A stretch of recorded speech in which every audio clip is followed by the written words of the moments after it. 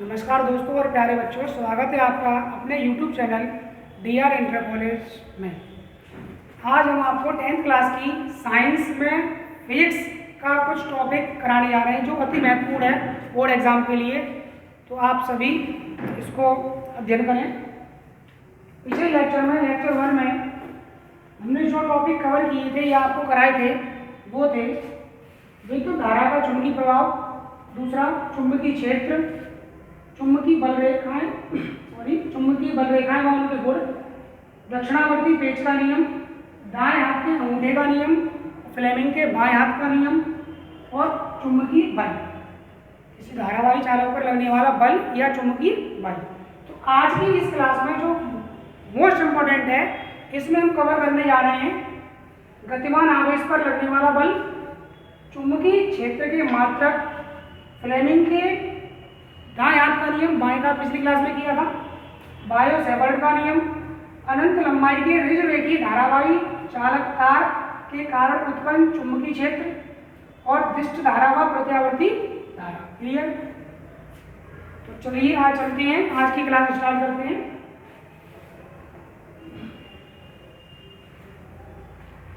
तो पहला टॉपिक है हमारा आज का गतिमान आवेश पर लगने वाला बल। गतिमान आवेश पर लगने वाला बल। तो ध्यान दीजिए बेटा, ये होता क्या है। जैसे कि पिछली क्लास में आपको कराया था, जब किसी धारावाही चालक तार में विद्युत धारा प्रवाहित की जाती है तो उसके चारों ओर चुंबकीय क्षेत्र उत्पन्न हो जाता है जिस पर एक बल कार्य करता है। उस बल को निकाला था F बराबर I L B sine theta या बिल साइन थीटा या I L B sine theta. पर यहाँ पर क्या होगा, ध्यान दें, कोई आवेशित कण है जैसे कि इलेक्ट्रॉन या अल्फा कण। तो इलेक्ट्रॉन आवेशित कण है और अल्फा कण भी, कोई भी कण हो चुंबकीय क्षेत्र में गति करे। किसमें गति करे? चुंबकीय क्षेत्र में।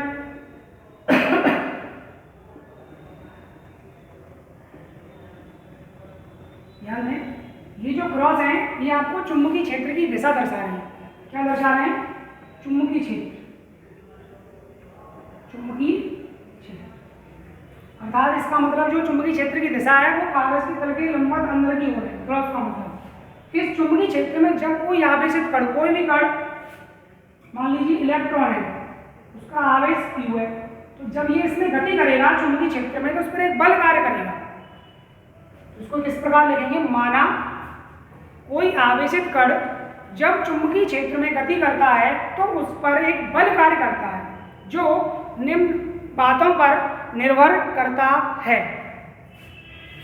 निम्न बातों पर निर्भर करता है। फर्स्ट किस बात पर निर्भर करता है? ध्यान से समझें। यह मीन्स बल, यह है आवेशित कण के आवेश के अनुक्रमानुपाती होता है, अर्थात F अनुक्रमानुपाती Q। यह मीन्स चुंबकीय बल, यह आवेशित कण के आवेश के अनुक्रमानुपाती होता है, अर्थात F अनुक्रमानुपाती प्रोपोर्शनल Q। दूसरी बात किस पर निर्भर करता है? यह आवेशित कण की गति यानी कि उसके वेग, यह आवेशित कण की गति के या वेग के अनुक्रमानुपाती होता है, अर्थात F अनुक्रमानुपाती V। दोनों नियमों को मिलाने पर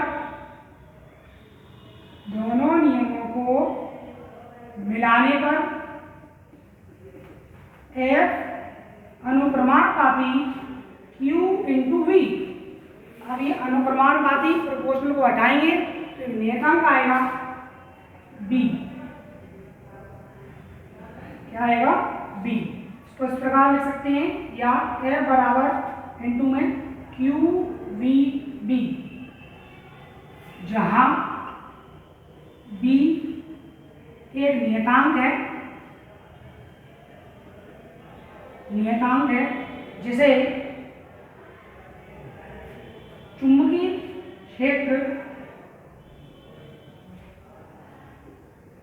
कहते हैं, चुंबकीय क्षेत्र कहते हैं या चुंबकीय क्षेत्र की तीव्रता कहते हैं।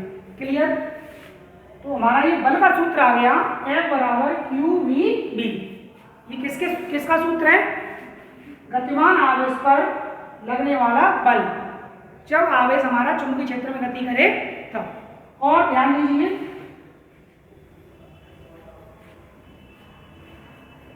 यदि कोण थीटा का मान ज्ञात हो तो, यानी कि ये जो हमारा कण है वो इस चुंबकीय क्षेत्र में कितने कोण पर प्रवेश कर रहा है, 90 पर, 60 पर, 80 पर, जो भी कोण बनाएगा इसके साथ उसको हम थीटा मानेंगे। तब हमारा सूत्र होगा F = QVB sin theta, QVB sin theta Newton. जहां Q, V और B क्या है? यदि आपसे पूछता है कोई कि Q क्या है तो आप बताओगे विद्युत आवेश, V क्या है? कण का वेग, B क्या है? चुंबकीय क्षेत्र की तीव्रता या चुंबकीय क्षेत्र। Clear? Next topic, next point है बेटा चुंबकीय क्षेत्र के मात्रक नंबर 2।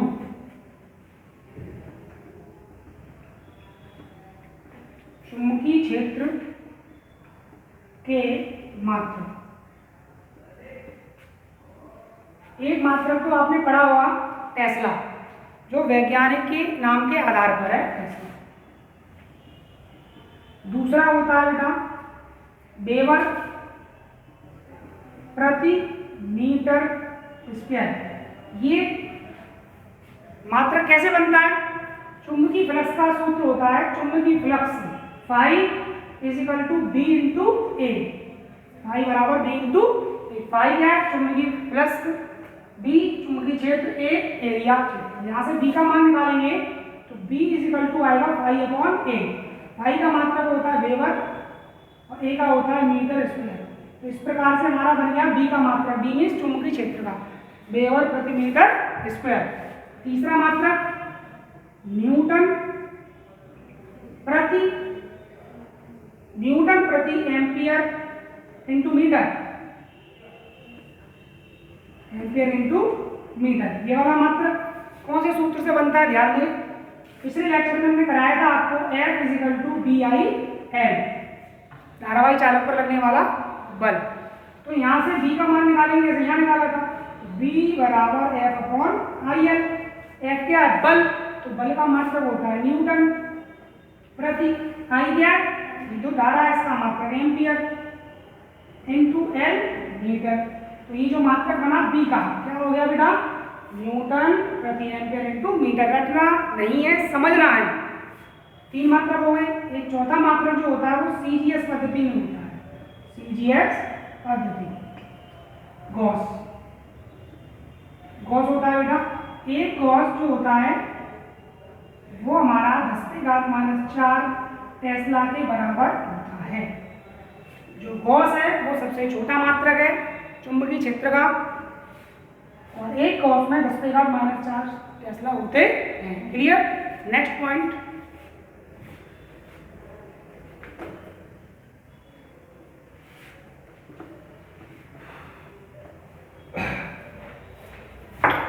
नेक्स्ट पॉइंट है थर्ड, फ्लेमिंग के दाएं हाथ का नियम।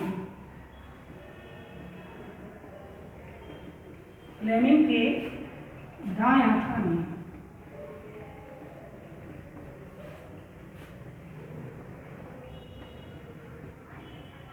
दाएं हाथ का नियम, इस नियम को यदि हम अपने दाएं हाथ को इस प्रकार फैलाएं कि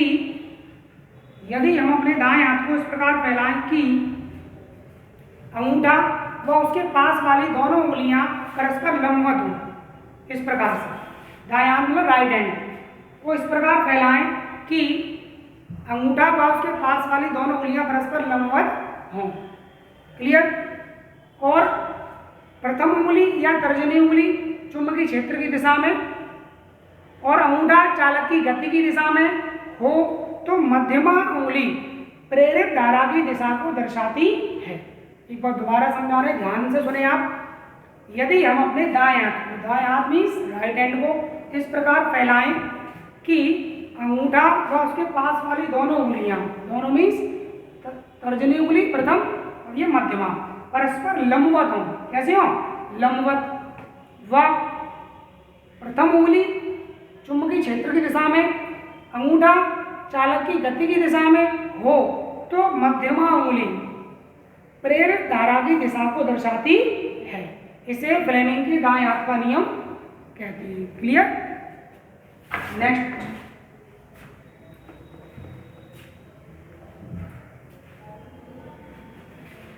नेक्स्ट, है बायो-सेवर्ट का नियम, मोस्ट इंपोर्टेंट, बायो-सेवर्ट का नियम।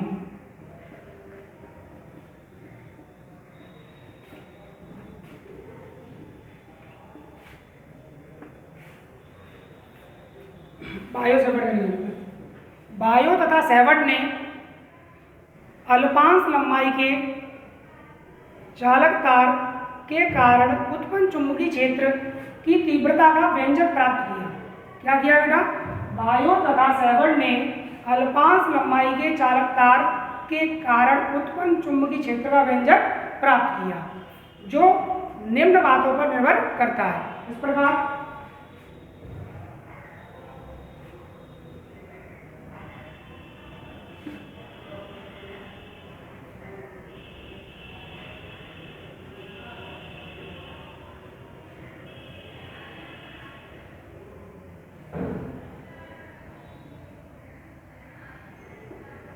ध्यान दीजिए, ये क्या है? इसको मान लें सी डी। देखिए सी डी एक धारावाही चालक तार है। क्या? तार जिसमें आई एम्पीयर की विद्युत धारा प्रवाहित हो रही है। कितने एम्पीयर की? आई एम्पीयर की विद्युत धारा प्रवाहित हो रही है, जिसकी लंबाई डेल्टा एल है। ये अनंत लंबाई का है और इसकी अल्पांश लंबाई ली गई है डेल्टा एल। इसके बिंदु O से R दूरी पर एक बिंदु P है। बिंदु O से R दूरी पर एक बिंदु P है, जिस पर चुंबकीय क्षेत्र डेल्टा B का मान ज्ञात करना है और चालक तार का बिंदु P की क्रिया रेखा के बीच बना कोण थीटा है। कितना? तो चुंबकीय क्षेत्र का मान निम्न बातों पर निर्भर करता है। पहली बात, यह चालक तार में बहने वाली धारा के अनुक्रमानुपाती होता है, अर्थात डेल्टा बी अनुक्रमानुपाती आई। दूसरी, यह मीन्स चुंबकीय क्षेत्र, यह अल्पांश लंबाई, तार की जो लंबाई है उसके अनुक्रमानुपाती होता है, अर्थात डेल्टा बी अनुक्रमानुपाती डेल्टा एल। तीसरी बात, यह बिंदु P की क्रिया रेखा, ये है, यह बिंदु P की दूरी r के वर्ग के व्युत्क्रमानुपाती होता है, अर्थात डेल्टा B व्युत्क्रमानुपाती 1/r। समानुपाती को सामने लिखते हैं सीधे, व्युत्क्रमानुपाती को पट्टे में अपॉन में। इसको दोबारा रिपीट कर रहे हैं। यह बिंदु P की दूरी r के वर्ग के व्युत्क्रमानुपाती होता है, अर्थात डेल्टा बी व्युत्क्रमानुपाती 1/r²। फोर्थ, यह चालक तार की लंबाई और बिंदु P की क्रिया रेखा, चालक तार की लंबाई ये हुई और बिंदु P की क्रिया रेखा ये हुई, इनके बीच बने कोण की ज्या के समानुपाती होता है। ज्या मीन्स साइन, डेल्टा बी समानुपाती साइन।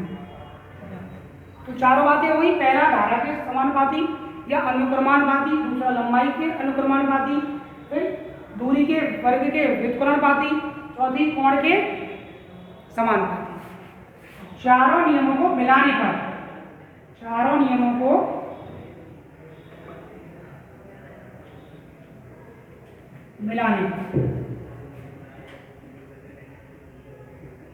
ठीक है बेटा, चारों को मिला देंगे, अर्थात सभी को एक साथ लिख देंगे। डेल्टा बी समानुपाती I into delta L into sine theta upon r²। Delta B is equal to समानुपाती हटाएंगे, कांस्टेंट आएगा mu 0 upon 4 pi I delta L sine theta upon R square. मात्रक होता है बेटा, अभी बताए थे आपको 4 मात्रक, उसमें से जो 3 थे वो एमकेएस पद्धति में थे, चौथा गॉस सीजीएस में था। उन तीनों में से कोई सा भी लिख दूंगा, टेस्ला या वेबर प्रति मीटर स्क्वायर या न्यूटन प्रति एम्पियर इनटू मीटर। जहां म्यू 0 अपॉन 4 पाई नियतांक है बेटा, नियतांक है, इसका मान 10⁻⁷ न्यूटन प्रति एम्पियर होता है। नोट कर लें, नोट करना चाहें तो नोट कर लें सभी।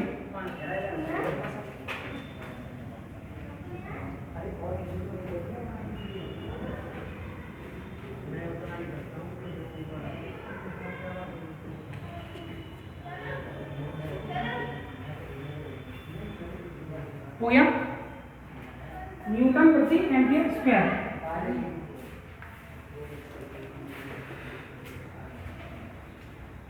देखिए बेटा, यहाँ पर जो म्यू 0 आया है आपके लिए नया कांस्टेंट है, इसका नाम होता है म्यू 0 का निर्वात या वायु, निर्वात व वायु की चुंबकशीलता। निर्वात व वायु की चुंबकशीलता। यदि इसका मान पूछा जाएगा तो होगा 4 पाई इंटू 10⁻⁷ न्यूटन प्रति एम्पियर स्क्वायर, और इस पूरे का मान होता है 10⁻⁷ न्यूटन प्रति ampere square. Clear? Next topic, next topic है हमारा पृष्ठ धारा और प्रत्यावर्ती धारा।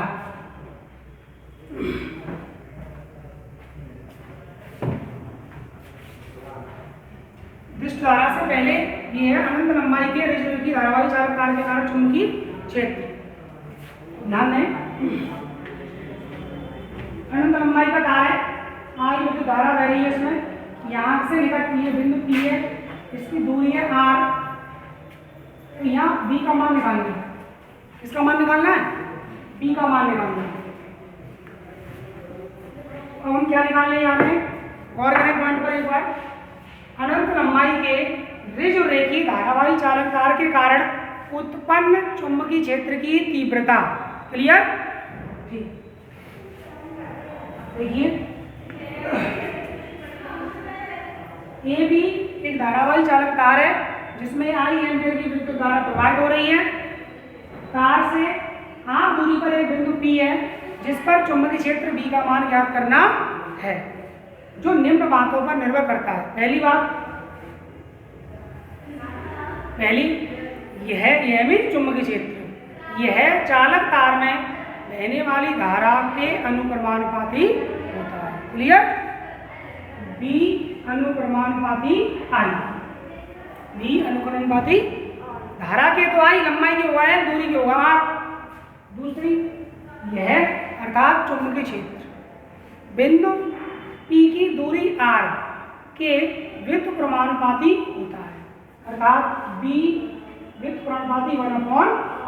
दोनों नियमों को मिलाने पर B अनुक्रमानुपाती I/R।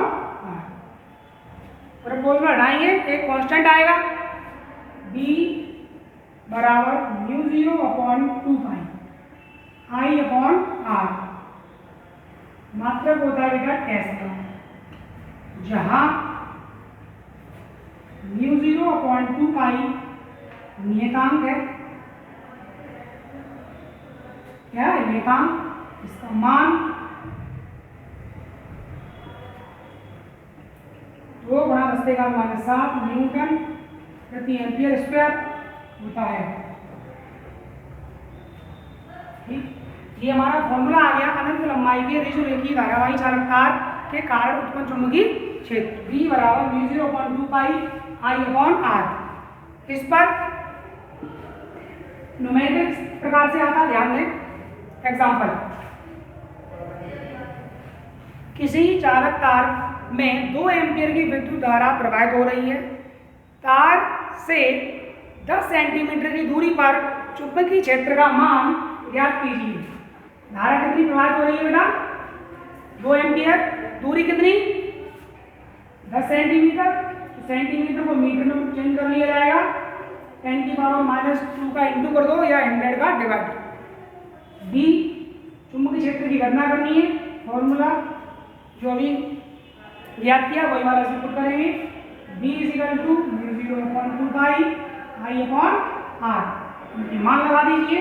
इसका मान बताया आपको 2 × 10⁻⁻⁷ I का 2, R का 10 × 10⁻⁻²। इसको सॉल्व कर लेंगे।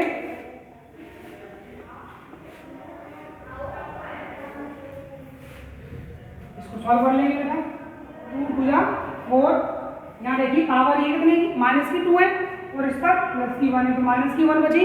-1 ऊपर गई तो +1 हो गई। 7 थी वहाँ पे, +1 आ गई, तो क्या हुआ? 6 हो जाएंगी। माइनस की है और ये प्लस की, तो एक कम हो जाएगी, -6 टेस्ला। इस प्रकार से हम किसी भी तार का चुंबकीय क्षेत्र ज्ञात कर लेंगे इस फॉर्मूले के आधार पर। क्लियर? नेक्स्ट पॉइंट है हमारा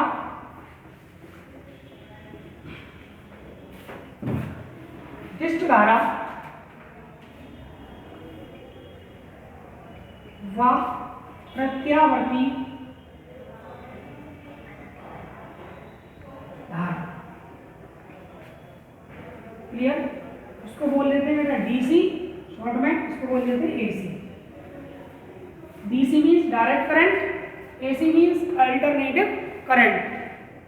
डिस्ट धारा और प्रत्यावर्ती धारा। DC means direct current, AC means alternative current. तो पहले बताइए डिस्ट धारा क्या होती है, ध्यान दें। वह धारा या वह विद्युत धारा जिसका परिमाण व दिशा समय के साथ ना बदले, समय के साथ ना बदले या परिवर्तित ना हो, तो वह धारा जिसका परिमाण व दिशा समय के साथ परिवर्तित ना हो, यानी कोई फिक्स मान हो, उसे हम बोलते हैं डिस्ट धारा। यानी कि समझिए ग्राफ में